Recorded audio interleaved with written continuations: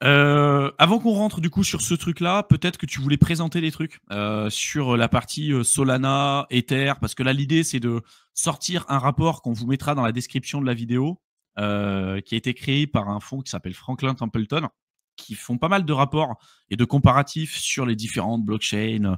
Vraiment, ils font de l'analyse on-chain aussi qui est assez intéressante.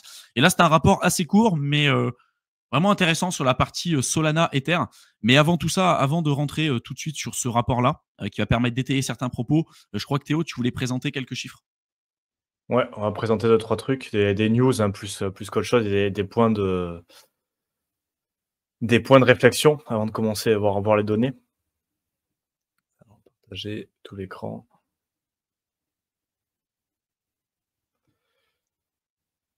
Tac, tu me dis quand c'est bon. Ouais, c'est bon. Je vais nous mettre en full. Ouais. Voilà. Donc il y a plusieurs éléments qu'on va aller voir un peu après dans le rapport, mais pour mettre un peu les bases, non, Ethereum versus Solana, qui est un peu une bataille de ce cycle, hein. Au début, il y avait les deux écosystèmes, mais de plus en plus, on se rend compte qu'il y a un peu une compétition, non, avec des gens qui sont très pro Ether et très pro Solana, et on va voir les avantages et les inconvénients de chacun, parce que pour le coup, chaque blockchain a ses avantages et ses inconvénients. Ethereum, principalement, on va parler de décentralisation, et Solana, ça va être vitesse et frais, et on va aller voir aussi les inconvénients. Du coup, Ether, au final, on a vu les différentes blockchains, notamment avec les RWA, mais du coup, il y a une grosse partie de son écosystème, non, qui est basée sur les Layer 2, hein, et pour le coup, ils ont adopté une stratégie qui a été assumée par Vitalik, non, au lieu de scaler directement la L1, on va, pour le moment, faire une Layer 2 centrique, enfin, ils vont scaler à travers les Layer 2. Donc là, c'est ce qui a été assumé. On sait qu'il y en a plein qui se développent, Optimistic, ZK Rollup, mais pour l'instant, c'est vrai qu'il y a pas mal aussi de questionnements, parce que pour le coup, Ethereum est très décentralisé, sécurisé avec le Proof of Stake. Ces Layer 2 profitent de la sécurité d'Ethereum, mais pour l'instant, ils payent entre guillemets un loyer très faible pour utiliser la couche de base. Et du coup, il y a cannibalisation entre les Layer 2 et Ether. Et aussi, il y a toute la partie, mais ça existe aussi sur Solana et toutes les blockchains, en fait. Et ça, on l'avait touché du doigt, j'en avais parlé sur ma chaîne, entre est-ce qu'on veut des fat apps ou des fat protocoles, c'est-à-dire des applications, des grosses applications ou des grosses couches de base. Et en fait, ça, c'est juste pour savoir qui génère en fait le plus de valeur et qui récupère le plus de frais entre une couche de base, donc layer 1, peut-être avec plus de throughput, donc un gros volume de transactions, grosse capacité technique avec des frais pas forcément très élevés, mais du coup, beaucoup de volume qui se passe avec des transactions qui se font sur la couche de base, ou alors est-ce que c'est plutôt les couches d'au-dessus, layer 2, voire applications basées sur ces layer 2, qui récupèrent les frais de transaction. Et ça, par exemple, pour mettre un exemple, tu peux avoir tout ce qui va être FeeSwitch ou PumpFun ou Uniswap. Au final, c'est des applications qui sont basées sur la blockchain, mais où il y a les frais qui sont accrus par le protocole et pas directement par la blockchain. On est d'accord, hein. Et si on a du FeeSwitch sur Aave, sur Uniswap, ça va être des frais qui vont être générés pour les utilisateurs du protocole et pas directement pour les utilisateurs de la blockchain. Donc, il y a cette partie-là, non, entre Ethereum et ses Layer 2, qui a le plus de valeur. Et après, est-ce que Solana est une menace sérieuse?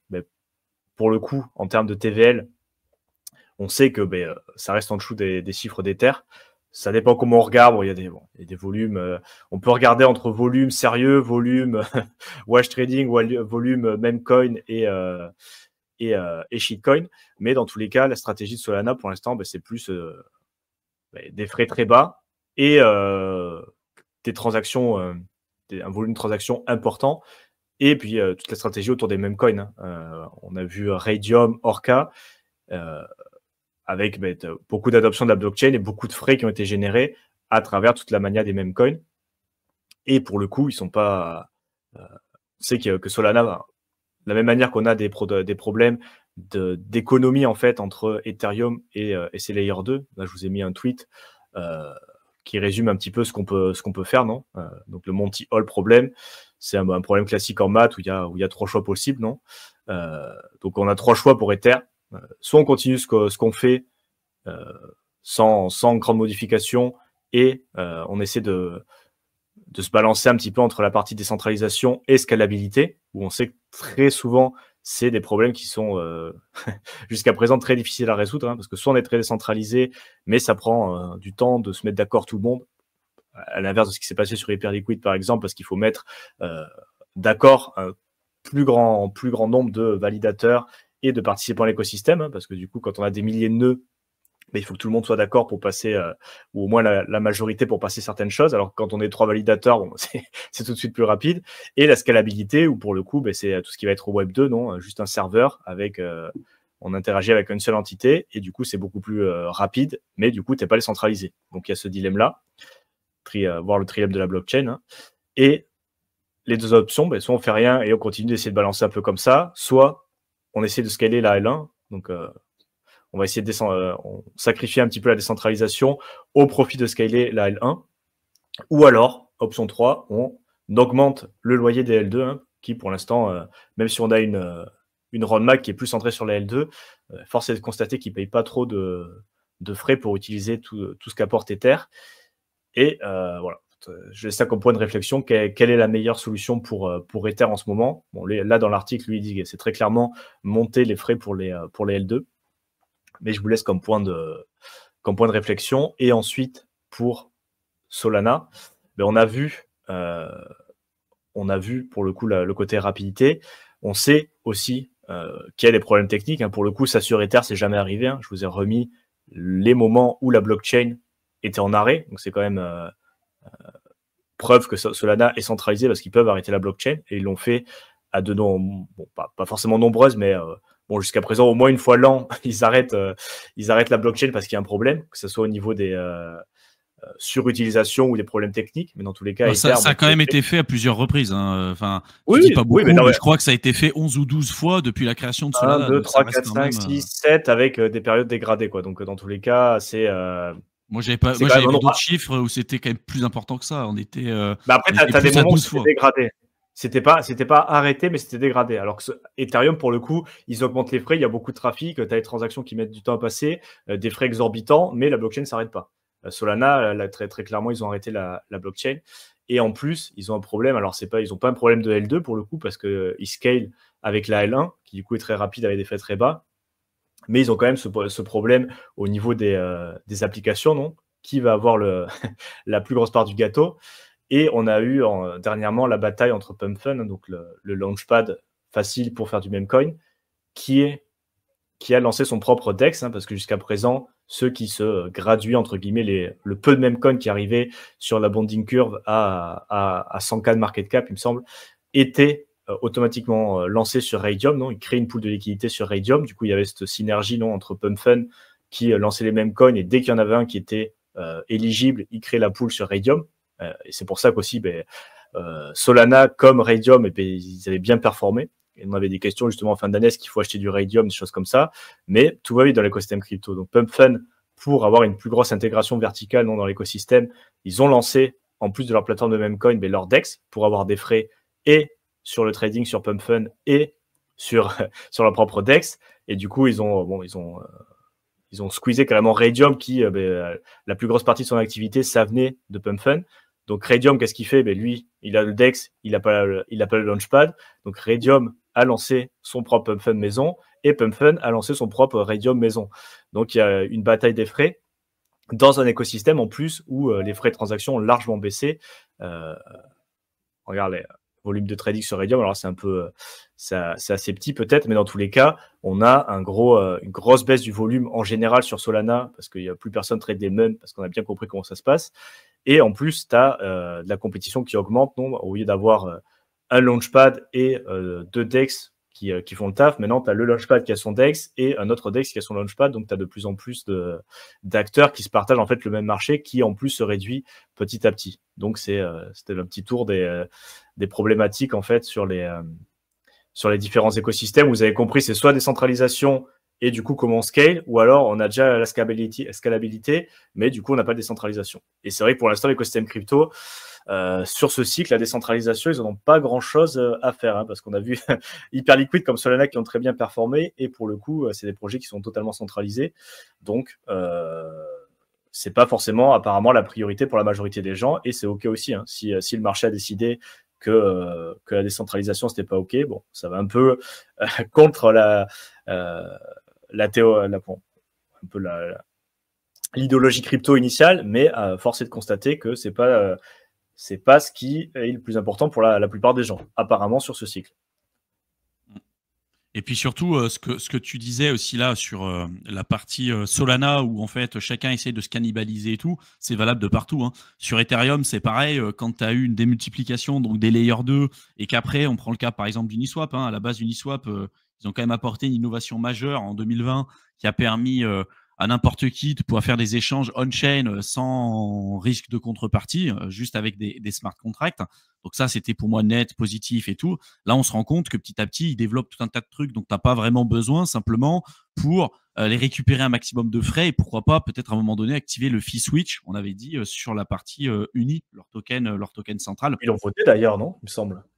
Ils l'ont voté, je ne sais plus si ça a été d'actualité, si ça a été validé ou non, moi, le truc.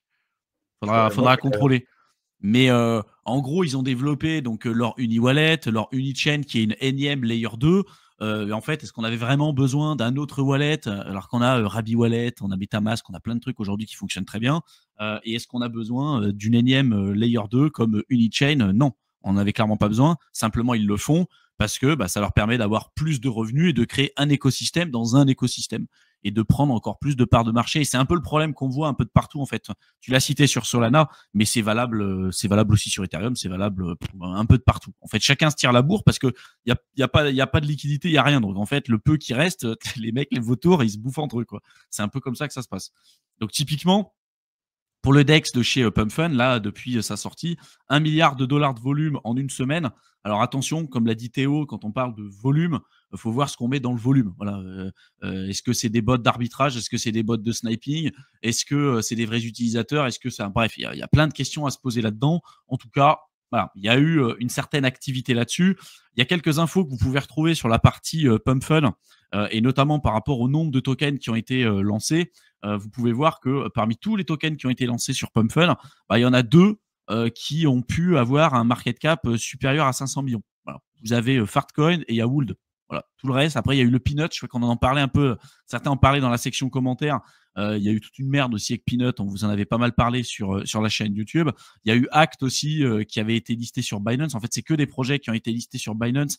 Et d'ailleurs, ce qui est marrant, c'est que ces plateformes-là, elles viennent te dire, notamment Sisi, vient te dire non mais les gars, restez sur des fondamentaux, ça sert à rien d'aller essayer de trader sur le court terme, machin, restez vraiment et sticker sur des fondamentaux et les mecs ils listent que des merdes quoi. Genre ça a été et ils t'incitent à aller sur des saloperies. Bon bref, c'est vraiment et après il dit sans savoir que le nom de son chien c'est Brocoli.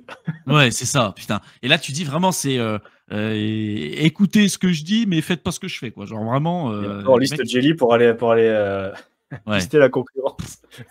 c'est vraiment c'est le double discours, c'est en soi quand tu comprends un peu le truc, ça te fait rire mais moi je trouve des moments ça te désole un peu quoi. C'est fatigant, c'est fatigant. Ouais, c'est fatigant. Là ça commence à saouler quoi, un peu. Et après la partie sur PumpFun, on vous en avait parlé aussi mais quand vous regardez le nombre de personnes et le pourcentage de personnes qui ont réussi à sortir avec des plus-values, donc des plus-values réalisées. Donc supérieures à 1 million. Hop, mince, je vais revenir en arrière. Hop, je vais cliquer dessus. Voilà. Je voulais juste vous montrer ça. Vous voyez qu'en fait, la grosse majorité des gens en fait perdent. À partir de là, c'est des pertes. D'accord ? Regardez le nombre de wallets qui ont perdu. Et regardez ceux qui... alors là, vous en avez 1 million qui ont potentiellement gagné d'études, mais en fait, c'est entre 0 et 500 dollars. Voilà. Et on ne vous dit pas que ces gens-là ont peut-être réinvesti leur argent et ont reperdu derrière. Hein, d'accord hein. Donc en fait, on se rend compte que la majorité, c'était le chiffre qu'on avait donné la dernière fois, je crois que c'est 98% des personnes qui investissent sur des mêmes coins arrivent à faire moins de 10 000 dollars de plus-value. Donc perdent de l'argent ou sont à moins de 10 000 dollars de plus-value. Et derrière, sur ces gens qui arrivent potentiellement à faire des plus-values, combien arrivent en fin de cycle à vraiment garder cet argent-là? À mon avis, tu es proche de zéro, quoi. Donc, tu en as très peu qui ont fait plus d'1 million de plus-value. Voilà. Plus d'1 million de plus-value réalisées. Il y a 34 wallets.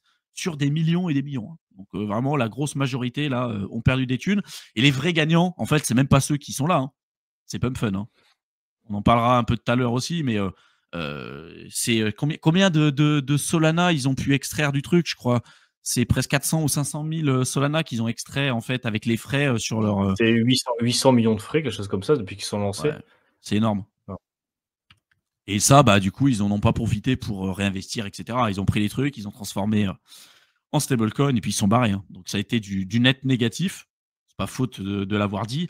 Et on voit que parmi le nombre de projets qui sont lancés régulièrement, là, le dernier mois, encore, même aujourd'hui, hein, il y a eu, sur le dernier mois sur Pump Fun, il y a eu plus d'1 million, 1,1 million de nouveaux tokens qui ont été lancés. Cette semaine, encore 161 000. Et aujourd'hui, encore 10 000 tokens, plus de 10 000 tokens qui ont été lancés. Donc après, je vous pose la question, est-ce que aujourd'hui, vous pensez qu'on est sur un sentiment de bottom, sachant que tu as encore 11 000 projets qui sont lancés encore sur Pump Fun, quoi. A priori, s'ils se lancent, c'est qu'il y a encore de la demande. Mais ça m'interroge quand même. Je sais pas ce que tu en penses, toi Théo, sur ça, mais bon. Ouais, ça a bien baissé le volume, mais force est de constater qu'il y a toujours un peu de l'activité, quoi. Ouais. Après, sur les informations concernant la TVL, tout ce qui est lié aussi aux différents protocoles qui existent sur la DeFi ou non, parce que c'est le sujet qu'on va vous présenter sur le rapport, vous pouvez le suivre aussi sur DeFi Lama. Quand on compare Solana en termes de TVL, on est à 7 milliards de TVL. Et là, pareil, je pourrais en parler pendant des heures, mais qu'est-ce qu'on met dans la fameuse TVL? Est-ce que si c'est sur des projets qui sont vraiment loqués ou non, est-ce que on peut vraiment appeler ça de la TVL et qu'est-ce qu'on met vraiment dedans? Ça, pareil, ça peut être sujet à débat. Mais globalement, voilà, Ether, c'est 52 milliards, Solana, c'est 8 milliards. Et après, tout le reste, vraiment, ça représente pas énormément d'argent. La TVL, vous avez le descriptif après sur chacun des différents projets. Alors Jito qui est du liquid staking, vous avez aussi Meteora et Orca qui sont des DEX, mais globalement, voilà, vous retrouverez l'intégralité et les différents protocoles en fonction des différentes métriques que vous pourrez analyser sur DeFi Lama. Le sujet de ce rapport, c'est justement ça, c'est d'analyser en fait où est-ce qu'on se situe aujourd'hui sur la partie décentralisation, DeFi, sur la partie Ethereum et Solana. Et ce qu'on remarque déjà dans un premier temps, je vais passer assez vite dessus, c'est qu'on a eu une augmentation quand même super importante de l'activité on-chain des DEX. D'accord. On voit que de plus en plus, au fur et à mesure du temps, depuis l'initiation de la finance décentralisée, L'Uniswap, en gros. Voilà, c'est ça. Mais on a de plus en plus de volume sur les plateformes d'échange décentralisées. Et là, pareil, dans décentralisé, on met des gros guillemets parce que quand vous êtes sur Meteora ou sur Orca, on vous a donné suffisamment d'exemples pour vous montrer que c'était pas du tout décentralisé. Hein, et que quand il y avait des lancements de gros shitcoins ou quand il y avait des gros délits d'initiés à faire sur du Trump, sur du Melania, sur du Libra et tout, bon, les mecs, ils s'en sont très très bien servis, ils ont manipulé le cours. Il y a eu l'un des cofondateurs de Meteora qui a dû quitter le navire parce que le mec il s'est pris la main dans le sac, quoi. Donc bref, quand on parle de décentralisation, on se comprend. Hein. C'est plus décentralisé que la partie Binance, Kraken ou que votre banque, mais quand même, ouais, des fois on peut même se poser la question. Donc en tout cas là, dans ces métriques là, Orca, Meteora et tous ces trucs là, Uniswap aussi, ça rentre dedans, d'accord. Mais attention à quand même mettre des gros guillemets là-dedans parce que tout n'est pas décentralisé. Par contre, ce qu'on remarque, c'est qu'il y a de plus en plus d'intérêt et d'utilisation des DEX par rapport aux plateformes d'échange centralisées. C'est d'ailleurs pour ça aussi que les plateformes d'échange centralisées, des moments, elles tirent un peu la langue et qu'elles se mettent à lister un peu tout et n'importe quoi parce qu'elles se disent dans tous les cas, nous, on doit faire du volume. Et l'idée, c'est d'aller lister des paires d'échanges qui sont en vogue en ce moment pour aller récupérer un maximum de frais, même si c'est des gros shitcoins et tout, on s'en fout. Parce que c'est des paires de marché en fait qui perdent énormément par rapport à ce qu'on peut avoir sur les DEX, en fait, la plupart du temps. En fait, les deux font. C'est pour ça que l'attaque de Binance sur Hyperliquid, elle est alors tu peux dire anti-compétition, complètement agressive et tout, ce qui est vrai. Mais dans tous les cas, c'est parce qu'ils se battent en fait pour les transactions. Hein.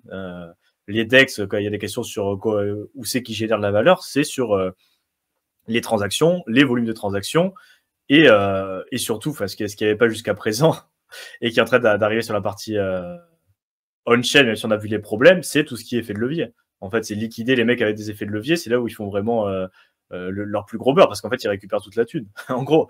Et Oui, c'est c'est pas clair. juste c'est juste pas le frais de transaction, c'est en plus, ils récupèrent le principal des gens qui font l'effet de levier. Donc, en fait, il y a toute une économie en crypto qui est, mais comme dans tous les actifs financiers, autour du market making, qu'il soit centralisé ou décentralisé avec un AMM. Le but du jeu, c'est d'attirer le plus d'utilisateurs pour avoir le plus de transactions, le plus de volume et donc le plus de frais de transaction. Comment ils gagnent leur pain, c'est comme ça avec les frais de transaction, voire liquider les utilisateurs. Mais le plus gros des frais, c'est là-dessus. Donc, il y a une compétition en fait pour avoir le volume et aussi la TVL, quoi. Et ça représente vraiment des milliards et des milliards. Hein. C'est pas des tout petits volumes auxquels là on est en train qu'on est en train d'évoquer. Hein. C'est vraiment beaucoup d'argent et c'est pour ça qu'il y a des guerres comme ça aussi importantes. Mais globalement, en fait, la tendance de fond qu'on observe, c'est que petit à petit, les DEX prennent de plus en plus de parts de marché par rapport au sexe. Voilà, c'est comme ça qu'il faut voir les choses. Et parmi ça, du coup, si on descend un petit peu plus bas, on peut regarder les parts de marché des DEX sur Solana et sur toutes les blockchains qui sont dites EVM compatibles. Alors Ethereum, c'est Layer 2 et toutes les autres blockchains qui fonctionnent avec l'Ethereum Virtual Machine. Donc on voit que typiquement sur 2024, la majorité en fait des volumes, que ce soit Ether, c'est Layer 2 ou les blockchains EVM compatibles, bah, ça représentait quand même l'écrasante majorité des volumes de DEX. D'accord. Si on prend juste Ethereum et c'est Layer 2, on peut considérer que c'est le même écosystème. Par exemple, en juin 2024, on voit que ça représentait quand même pas mal de choses. Pas forcément que Ethereum, parce que beaucoup ont migré sur les Layer 2, mais en tout cas, ça représentait quand même des parts de marché importantes et significatives. Mine de rien, on remarque quand même une certaine tendance, c'est que les volumes de DEX et les parts de marché sur Solana par rapport aux autres blockchains EVM compatibles, on a eu un vrai shift en fait sur fin d'année dernière et début de cette année, où là quand même on voit que sur Solana, avec tout ce qui s'est passé sur les mêmes coins et tout, ça représente aujourd'hui 53% des volumes des DEX.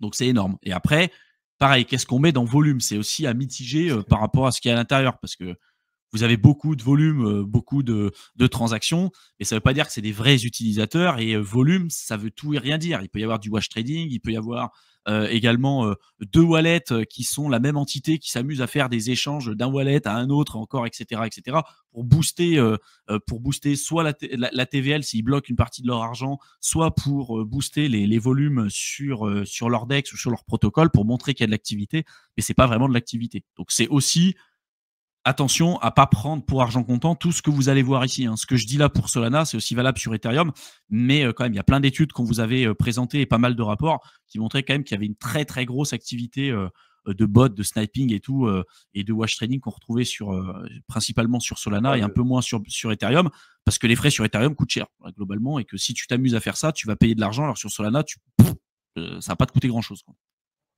Oui, puis c'est la qualité. Et ça, effectivement, c'est pas des pourcentages d'utilisateurs réels. On est d'accord qu'il y a toute une partie bot qui est là. Et en plus, pour aller rajouter d'autres données, bien évidemment, Solana, il est en train de prendre de plus en plus de volume. Il y a la partie bot versus réel utilisateur, donc à prendre en compte. Il y a aussi le fait que pour l'instant, Ether, vu ce qui est en train de se passer au niveau du prix, les frais sont assez bas, mais il n'y a pas beaucoup de volume parce que les gens sont pas forcément très actifs pour l'instant sur cette blockchain.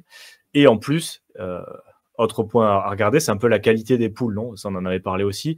Mais c'est vrai que pour le coup, Solana, il y a beaucoup de volume, mais ce volume est fait sur des pools de liquidité qui sont quand même très peu liquides, hein, comme vous l'avez vu, hein, avec Radium, avec PumpFun. Ça se fait principalement sur des memcoms. On a quelques-uns qui ont atteint des pools assez grandes, mais dans l'ensemble, c'est beaucoup de volume sur plein de petites pools, et du coup, la liquidité en général, enfin la qualité des pools, elle est quand même plus faible que sur la partie EVM, et notamment ce qui va être Layer 2 type Base, qui pour le coup a des pools assez profondes. Au moment où j'avais regardé, notamment sur USDC, en fait, il y avait certaines pools qui étaient plus profondes sur Base que sur Ether. Donc il y a aussi ce côté qualité, donc qualité du volume et qualité des pools sur lequel est fait ce volume. Non, c'est pas tout d'avoir du volume, mais il y a aussi des différences peut-être à faire aussi là-dessus sur les fondamentaux, quoi. Donc là, c'est sur la partie vraiment DEX et part de marché entre du coup Solana et toutes les blockchains EVM compatibles, donc Ethereum, Layer 2 et toutes les autres blockchains qui fonctionnent avec l'Ethereum Virtual Machine. Ce qu'ils expliquent, c'est que finalement, cette augmentation qu'on a eue sur les parts de marché global, pardon, sur les DEX, d'accord, en part de marché sur Ethereum, il y a plusieurs raisons. Il y a deux raisons principales qui pourraient expliquer ça. La première, c'est qu'il y a pas mal de protocoles et de projets qui essayent de fonctionner ce qu'ils appellent sur le Solana Virtual Machine. En fait, on a l'Ethereum Virtual Machine, c'est des blockchains qui sont compatibles avec la machine virtuelle d'Ethereum, donc en gros qui ont à peu près les mêmes types de fonctionnement. Des tokens que vous avez sur Ethereum, vous pourrez les envoyer sur Arbitrum, sur Optimism, sur voilà tout un tas d'autres blockchains qui sont EVM compatibles. Et puis il y a des, des compatibilités aussi avec les mises à jour et en termes de fonctionnement. Et il y a ce même type de principe-là qui commence à se mettre en place avec d'autres types de blockchains et d'autres types de protocoles, mais sur Solana, d'accord, avec la Solana Virtual Machine. Donc ça, c'est une première raison.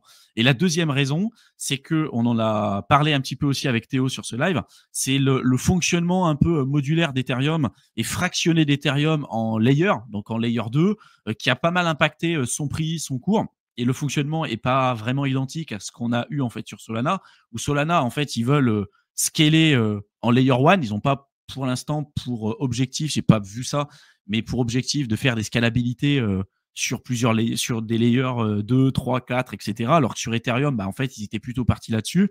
Alors que le modèle économique, en fait, ça peut peiner parce que si en fait l'activité elle se passe sur des layers 2 qui profitent de l'aspect sécurité d'Ethereum, de sa décentralisation, mais payent pas véritablement un loyer suffisant et nécessaire pour permettre une puissance acheteuse intéressante et suffisante sur le token de base qui est en l'occurrence Ethereum, bah forcément en termes de performance, c'est pas dingue. C'est-à-dire qu'on peut avoir des blockchains qui vont avoir une activité sur leur layer 2 qui fonctionnent et qui profitent de l'aspect décentralisation, sécurité d'Ethereum, mais qui n'ont même pas besoin d'Ether pour fonctionner en fait, et qui payent très peu de frais sur la blockchain de base pour ce qu'on appelle la couche de settlement, hein, pour finaliser aussi les transactions. Je ne vais pas rentrer trop dans les détails techniques, mais voilà, c'est un petit peu comme ça qu'il faut que vous compreniez les choses. Donc en fait, les deux types de fonctionnement ne sont pas identiques, sont pas similaires. À chaque fois, on va avoir des avantages, des inconvénients. C'est-à-dire que sur Solana, on va avoir vraiment une scalabilité on-chain sur la couche de base, mais on n'est pas sur un protocole qui est ultra décentralisé non plus, qui n'est pas ultra résistant à la censure, qui s'arrête aussi régulièrement, mais qui marche. Voilà. Pour le coup, les gens vont dessus, sont pas là pour le côté décentralisation, résistance à la censure. Ils sont là pour trader et pour jouer finalement avec les mêmes coins. Donc c'est ces deux types de fonctionnement-là qui font, enfin ces deux raisons-là principales, qui peuvent expliquer d'une certaine manière l'augmentation et la modification des parts de marché qu'on peut avoir sur les DEX et sur les volumes des DEX ces dernières semaines et ces derniers mois. Si on va un petit peu plus bas, on peut regarder le comparatif de l'évolution des protocoles au fur et à mesure du temps. Je vais essayer de zoomer un petit peu plus pour que vous puissiez y jeter un coup d'œil. Hop, tac, normalement c'est bon. Donc là, c'est les principaux protocoles en termes de TVL et de frais récoltés sur les 90 derniers jours en millions de dollars, d'accord? Donc quand vous voyez 234 par exemple ici, ça veut dire que sur Lido, on a eu sur le troisième trimestre de 2024 l'équivalent de 234 millions de dollars qui ont été générés en frais. Mais c'est une baisse de 16% par rapport aux performances passées. Une croissance de moins 16%. Donc en fait, avec ça, on peut voir un peu l'évolution des différents protocoles au fur et à mesure. Donc parmi les plus gros protocoles qui génèrent le plus de frais sur Ethereum, on va retrouver Lido, donc pour tout ce qui est lié au liquid staking sur Ethereum. On va retrouver Aave avec la partie lending, borrowing, donc prêt, emprunt. ENA aussi, on en a beaucoup parlé avec Mickaël sur d'autres lives qu'on a fait sur la chaîne YouTube. Maker, donc c'est tout ce qui va être lié au la partie MakerDAO, Sky, le DAI, d'accord. Bon, pareil, ça vous connaissez aujourd'hui. Hein, c'est un protocole qui est très largement utilisé à l'heure actuelle. Uniswap avec la partie donc du coup DEX, Uniswap, le DEX. Et puis après, ils ont développé tout ce qui était lié au Unichain, leur wallet et tout ce qui s'ensuit. Et voilà. Donc vous voyez en fait l'évolution sur 2024 en fonction des trimestres, des frais qui ont été récoltés, et puis la croissance comme ça au fur et à mesure du temps, avec à chaque fois les pourcentages médians et les pourcentages moyens qui sont évidemment différents. Et si on jette un coup d'œil sur la partie Solana, on a exactement la même chose avec les principaux protocoles que j'ai évoqués tout à l'heure. D'accord? Si je redescends un peu, on va retrouver Jito, on va retrouver Jupiter, Camino, etc., etc. D'accord? Donc là, on va retrouver Jito, on va retrouver Jupiter, Camino. Celui-là, je ne sais plus ce que c'est, il faudrait y rejeter un coup d'œil. MNDE, je ne sais plus ce que c'est. Bref, Marinade, pardon. Donc c'est Marinade. Et puis après, vous avez Radium qu'on vous a évoqué. On remarque quand même que en pourcentage de croissance, ça a été monstrueux par rapport à Ethereum. Évidemment, parce qu'on était sur des projets qui étaient beaucoup plus bas en termes de market cap et beaucoup moins démocratisés que ceux que je vous évoque là sur Ethereum. On a quand même eu une croissance sur 2024 sur la plupart de ces projets, globalement. Mais en termes de croissance, ça a été nettement moins que ce qu'on a connu sur Solana, évidemment. Regardez, Jito, ça a été en premier trimestre 2024, 1141% d'augmentation par rapport au trimestre précédent. Ensuite, plus 179%. On a une petite baisse là, mais après, plus 391%. Ça a été monstrueux. Regardez le pourcentage de rendement qu'il y a eu, enfin le pourcentage de croissance qu'on a eu d'année en année sur les derniers trimestres. C'est juste énorme. Et ça, c'est valable du coup sur tous les protocoles de chez Solana qui génèrent des frais, d'accord? Et si on compare en valeur brute, en fait, les frais qui sont générés sur Solana ou sur Ethereum, ça n'a rien à voir. On génère beaucoup plus de frais en valeur absolue sur Ethereum que sur Solana, en tout cas d'après les informations qui sont remontées ici. Par contre, en termes de croissance, volume, etc., ça n'a rien à voir. L'Ether, il y a eu quelques croissances, mais c'est assez discret par rapport à ce qu'on a pu retrouver sur Solana, évidemment, parce qu'on était sur des market cap plus faibles, parce qu'on était sur des projets moins connus. Et puis, il y a eu toute la hype sur les mêmes coins auxquels Ethereum est passé complètement à côté et où Solana a pris l'écrasante majorité des valeurs et des liquidités, quoi. Je ne sais pas si tu veux rebondir sur ça, Théo, avant que je remonte d'autres chiffres. Je ne sais pas si on m'entend, je vais vérifier. Ah, il était parti, le père Théo. Tu m'entends toujours? Yes, c'est bon. J'ai tout entendu. En fait, j'ai mis ce clic sur se connecter. Du coup, ça m'a kick. Mais oui, Ah, j'ai entendu, mais ok. j'étais pas connecté. Donc, je ne sais pas si tu veux, peut-être compléter ce que je viens de dire là avant que je montre d'autres chiffres. Non, mais on peut partir. De toute façon, c'est factuel pour l'instant. Donc, il n'y a pas grand-chose à compléter. Hein. Ok. Et ensuite, ce que je voulais vous présenter, c'était ce site-là qui est vraiment pas mal pour aller beaucoup plus loin sur la partie analyse on-chain, pour comparer entre Ethereum, Solana, etc. Il y a vraiment énormément d'infos, hein, d'accord? Mais pour compléter un peu ce qu'on a vu sur ce rapport, si on regarde, hop, si je zoome un tout petit peu, vous puissiez bien voir. Tac. Si on regarde les transactions par jour, bon bah là, Solana est en tête, bien au-dessus d'Ethereum, Optimism et de toutes ces layers 2 et même toutes les blockchains qui sont EVM compatibles. Et pareil, dans des transactions par jour, ça veut rien dire. C'est qu'est-ce qu'on met à l'intérieur. Si on a 90% des transactions qui sont effectuées par des bots, est-ce que c'est des vrais utilisateurs ou non? Il y a des utilisateurs sur Solana, mais il y a aussi pas mal de choses à décrypter sur ces volumes de transactions. Mais c'est valable sur à peu près toutes les blockchains aussi, mais quand même sur Solana, il y a quand même pas mal de choses à dire. Ensuite, sur la Total Value Locked, on voit quand même que tout ce qu'on a en dessous, c'est tout ce qui n'est pas Ethereum. En fait, les deux courbes que vous voyez en haut, c'est tout ce qui est lié à Ethereum ou l'écosystème d'Ethereum, donc les layers 2, etc., etc. Et on voit que globalement, il y a une activité sur les autres blockchains, mais qu'en termes de TVL, en fait, ça n'a rien à voir. Hein. Ethereum est clairement le gros leader. On a donc l'écosystème Ethereum qui a 62 milliards en prenant toutes les layers 2, les blockchains qui fonctionnent et qui utilisent l'aspect sécurité et décentralisation d'Ethereum. Après, on a quand même Solana, hein, qui représente quelques milliards, mais par rapport à Ethereum et par rapport à tout l'écosystème que je vous ai présenté, vraiment en termes de TVL, pour le coup, ça représente vraiment pas grand-chose. Ensuite, bon là, il parle des différentes applications sur différentes applications, mais là, c'est plutôt sur la partie stablecoin. Quand on regarde sur la partie stablecoin, bon, la grosse majorité en fait des liquidités en stablecoin, c'est sur l'écosystème d'Ethereum. Voilà, on est à 15 milliards ou 13 milliards. Sur Solana, c'est 1,2 milliard. Après, on a Optimism, Base et tout, qui sont en fait des layers 2 d'Ethereum. Donc, en fait, ça rentre aussi d'une certaine manière sur la partie Ethereum.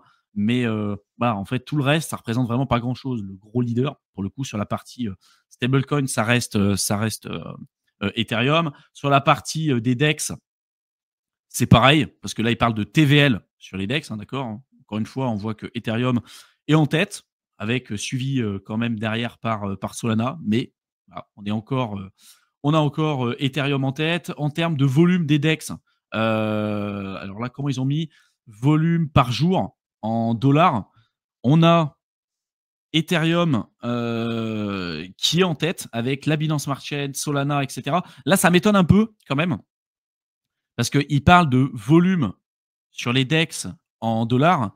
Ça me paraît étonnant que Ethereum soit juste purement en volume au-dessus de tout le monde. Alors, je ne sais pas si ils enlèvent tout ce qui est lié au wash trading ou non. Je ne sais pas ce que tu en penses, Théo, mais ça me paraît bizarre. Pour moi, Solana, en termes de volume de DEX, je sais pas, peut-être devrait se trouver un peu plus haut, quoi. Tu vois, ça me paraît étrange qu'il se situe là, alors que typiquement sur le rapport, tu vois, c'était quand même des chiffres qui étaient assez différents, quoi. Je sais pas ce que tu en penses de ça. Après, c'est 50-50. Tu vois, BNB. genre là, ça me paraît un peu étrange. Là, ce chiffre, Mais non, parce que c'est pas, non, mais c'est pas Ethereum, c'est Ethereum écosystème, donc je sais pas. Ouais, mais En tu vois, gros. Ethereum, il est au-dessus. Là, tu prends juste Ethereum, tu vois, il est au-dessus de Solana en termes de volume sur les DEX. Alors que typiquement, bon, je pense que si c'est vraiment volume brut, ça me paraît étonnant. Alors peut-être qu'ils ont mis de côté tout un tas de choses, tout ce qui est lié au wash trading et tout, mais auquel cas, ça serait bien de le dire, quoi. Bon, en tout cas, là, sur cette métrique, ici, ils disent qu'il y a des volumes plus importants sur la partie Ethereum et sur tout l'écosystème d'Ethereum. Sur la partie market cap de stablecoin, bon, bah, on retrouve encore Ethereum. Enfin, en fait, vous pouvez vous amuser à acheter un coup d'œil, mais sur la plupart de toutes les métriques, en fait, on retrouve Ethereum presque à chaque fois sur le top de la liste. Ça ne veut pas dire que Solana n'a pas eu des belles performances, et justement, il a éclaté Ethereum en termes de performance jusqu'à maintenant. Mais voilà, je pense qu'en termes de fondamental, en termes de données, d'activité et tout, c'est toujours à mitiger aussi par rapport à ce qu'on va analyser, et puis par rapport à ce qu'on va mettre derrière, parce qu'on peut, des fois, les chiffres, on peut leur faire dire un peu tout et n'importe quoi. On peut faire croire, par exemple, que le nombre de wallets, ça représente le nombre d'utilisateurs uniques, alors qu'en fait, ça n'a rien à voir. Tu peux très bien avoir, je sais pas, 50 wallets différentes pour un seul et même utilisateur. Donc, n'hésitez pas à y jeter un coup d'œil. Vraiment, ce site, il est vraiment pas mal. Vous pouvez suivre à l'instant T, en fait, tout ce qui se passe sur les différentes blockchains, et vous pouvez même mettre des pré-filtres. Je vais essayer de dézoomer un tout petit peu. Vous pouvez mettre des pré-filtres pour comparer certaines blockchains par rapport aux d'autres. Vous pouvez mettre d'autres données, parce que moi, j'ai mis sur un an à peu près, mais vous pouvez décider de le mettre sur plus longtemps que ça si c'est quelque chose qui vous intéresse.